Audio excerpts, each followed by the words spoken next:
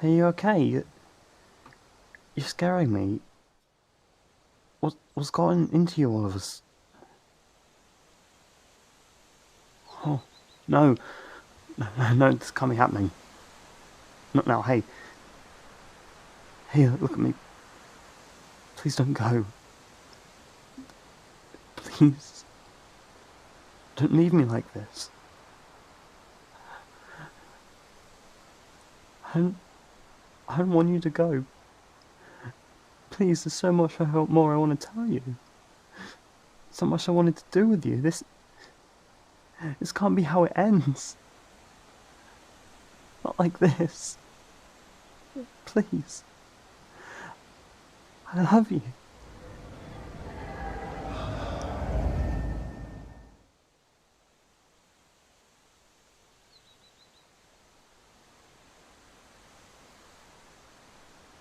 Hey, bestie. I know, me again. I know I've been coming here as much as I can since you went away. I'm pretty sure you're getting sick and tired of hearing my voice for the past 25 days.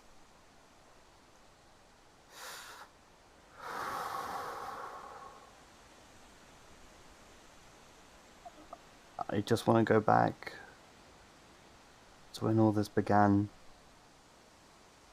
I know you've already heard this story many times because I'm still processing all this, and rambling helps me calm my nerves, especially when I'm talking to myself. More importantly is what's going on in my life and how fast things are moving. I know I'm kind of an introvert now, and I wasn't like this before, so I blame you.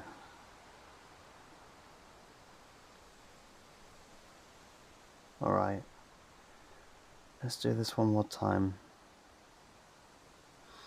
25 days ago, we were having our playdate because your precious hero Iron Man was abducted, and you got that stupid worried look on your face like when you failed an exam, or you forgot it's my birthday a couple of years ago because you were so busy it flew off your head. I'm still not going to forgive you for that, even though you dedicated an entire day for just the two of us. So I decided to give you a day about us, like returning a favor. Before you really went into our playdate, but you warmed up later on. We watched that movie you were excited about. We went to your favorite sandwich shop and ordered the most expensive thing on the menu. And when you started warming up, I took you to the arcade and we just had fun. And of course, I beat you at your own game. I'll admit I've been practicing behind your back. And that look on your face when I beat you. Priceless. I wish I took my phone out and took a picture of it. Then you decided to become a killjoy again. So I decided to take you here at the Riverside, where we would play as kids. When we made it to the Riverside, I saw these cute little ducks, and then I said we should sit down on the shade under that tree over there. Before we sat down, I remember you checking the ground for ants, and I thought it was really thoughtful. Sometimes it's the small gestures that count. And then we were looking at the sky with the sun and the clouds already on the horizon, and I asked if we could see the sunset, because it's been forever since I saw it, and you said sure. Then we moved closer. I I put my arm around your back, and you put yours around my shoulder. Then I started rambling about being nervous and how lucky I was to have a best friend like you. Someone who's always been there for me. But I knew that as we grow older, we would spend less time together because we're adults now, and we can't do the same thing that we did when we were in our teens. So we made a pinky promise that we would never forget each other no matter what. Then, as we were about to, seal the deal, shit hit the fan.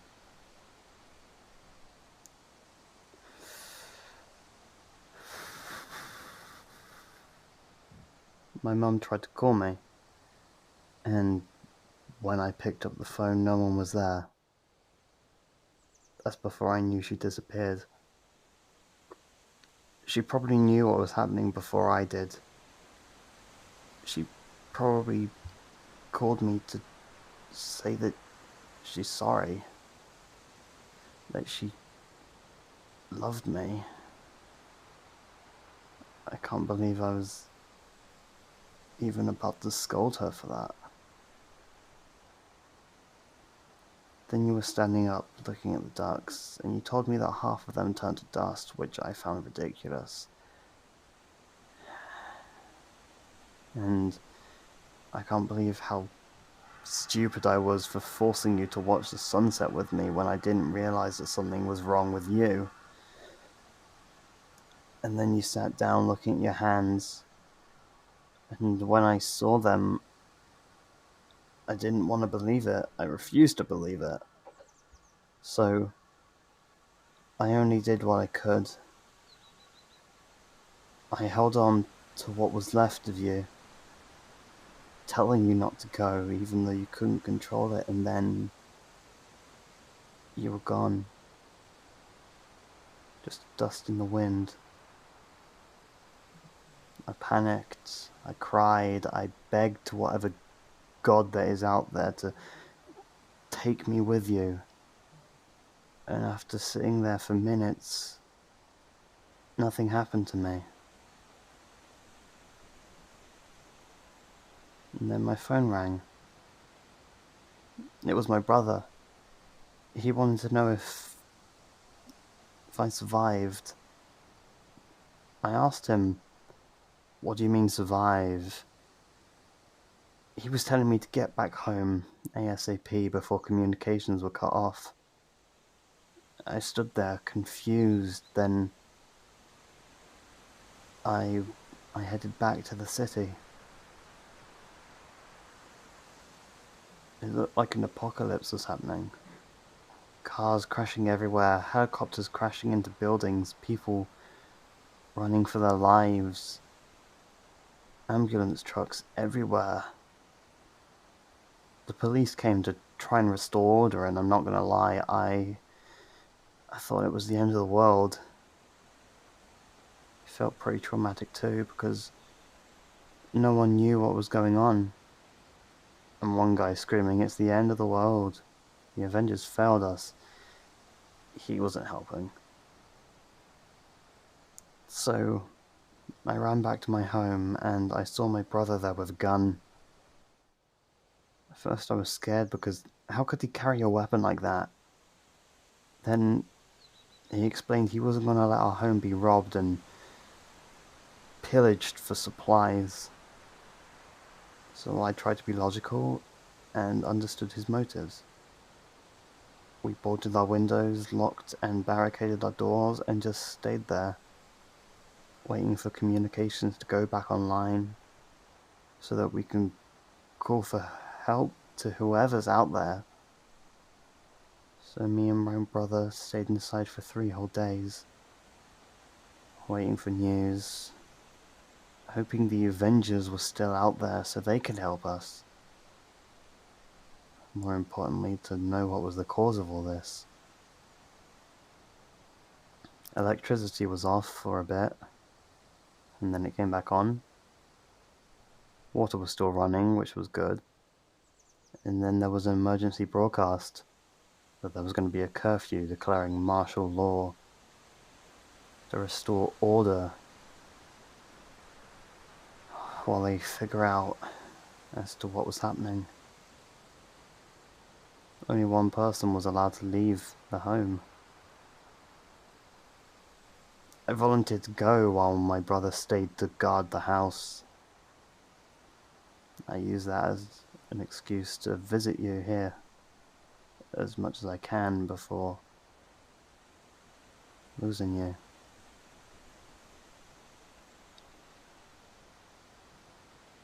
Still hurts.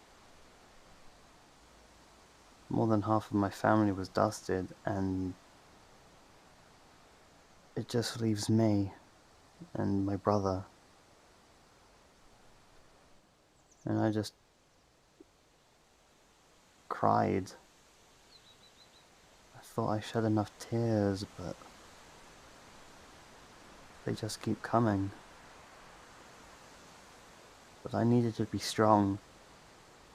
For you, for my brother, for me, and for what's left in this God-forsaken world. Then a couple days later, communications went back. Officially. Which means we got the internet back to keep us from getting bored at home. Rumour has it a talking raccoon fixed it, as crazy as it was. And the stories I've been hearing, nothing really sounds crazy to me anymore. Immediately after that, James Rhodes, you know, that Tony Stark's friend, he and the United Nations government made a statement regarding what was happening. He said there was an alien invasion in Wakanda, that this Thanos guy was trying to get something here. He got it and just left without a trace. The Avengers fought, but they failed. Which is the reason why the entire population started disappearing. Well, half of the population. Including you. They said they're doing everything they can to try and reverse this crisis that's going on, but until then we need to stay calm, follow curfew protocols, and be hopeful that we'll get through this. As the days go by, our city was slowly adjusting to the new normal, and so's the rest of the world. We were going back to our jobs. People were being productive again. Wakanda offering campsites as homes for refugees and handing out supplies to those who needed it. Stark Industries doing what they can to help as many people as they can, and some Iron Man droids helped removing the damaged cars, blocking the roads and rubble. I guess it's one of Stark's protocols to make sure the world doesn't go to hell in case they fail. Me and my brother played our part as well. It was up to us to keep our place running, to have money and supplies to survive. Our friends and your family, well, what's left of them offered to help us, but my brother, being stubborn, refused to accept any donations because he believes that they needed it more than we do. He said to me that we have to grow up now. We have to grow up fast because Mum and Dad are not there anymore. And that got me to think about you. I visit you as much as I can and tell you these stories, bringing you flowers, some food for myself to just sit down, eat, and just try and forget the world for a bit. No matter how hard I try to ignore it, I can't stop myself to just think about the responsibilities I have to take because I have no choice. So I try to remember the good times that we had as well. Remembering all these memories that we had together. And what could have been. Which leads to today. Colonel Rhodes was on TV again to make a global announcement, and he looked heartbroken. He said that the world is evolving and this was the next stage of evolution. That no matter how broken we are and how much the world changes, one thing that will never be broken is our fighting spirit. That we have to keep working, keep moving, keep fighting. Not just for ourselves, but for those who went away. And those that are counting on us. No matter how divided we are, we're all still one big tribe. As long as we remember them, they're never truly gone, because we're still honoring them, avenging them, that things would be better. It's not about how many times you're knocked down, it's about how many times you'll get back up. I'm pretty sure Cap wrote that speech for him, since Rhodes is the most trustworthy person in the government, but my brother wasn't buying any of it. He assumed that whatever it is they were trying to do, they failed, and the world will never go back to what it was. I don't want to believe it, but they wouldn't call a global press conference if they had some good news.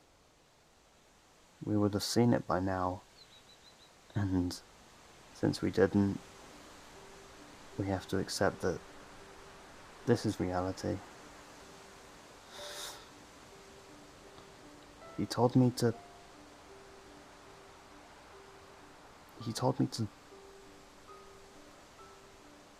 say goodbye to you.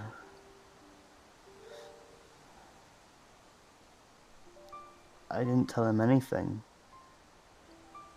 but he knew where I've been every day, around the same time when I leave the house. He's very observant of me, which is kind of creepy.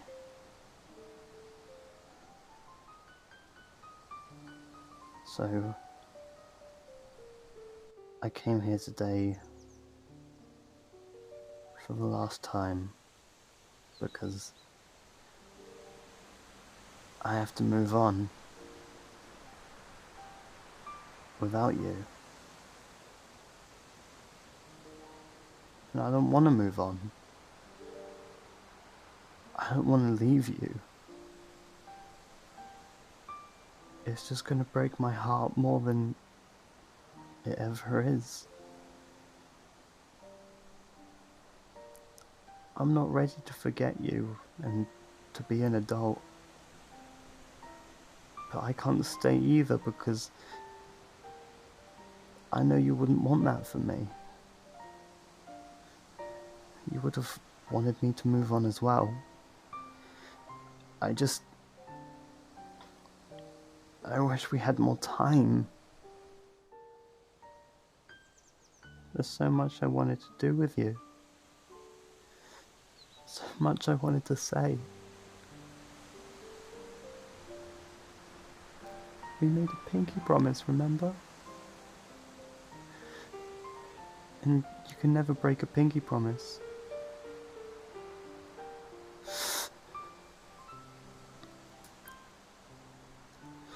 I wish that I could do this all day, just stand here and talk to you alone, but I can't.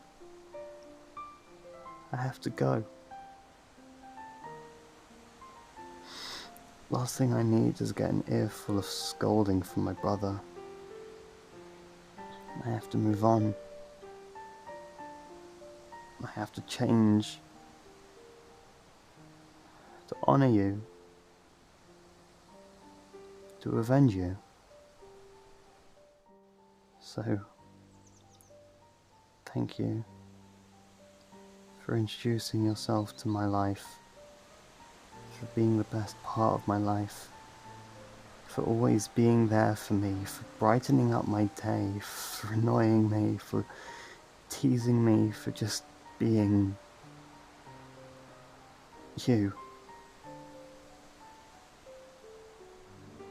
You're my hero, my best friend, my strength, my hope, my happiness, and most of all, you're my love. You'll always be the hero that lives in me. Goodbye, bestie. I'll never forget you. One day we'll see each other again, so that I can tell you everything.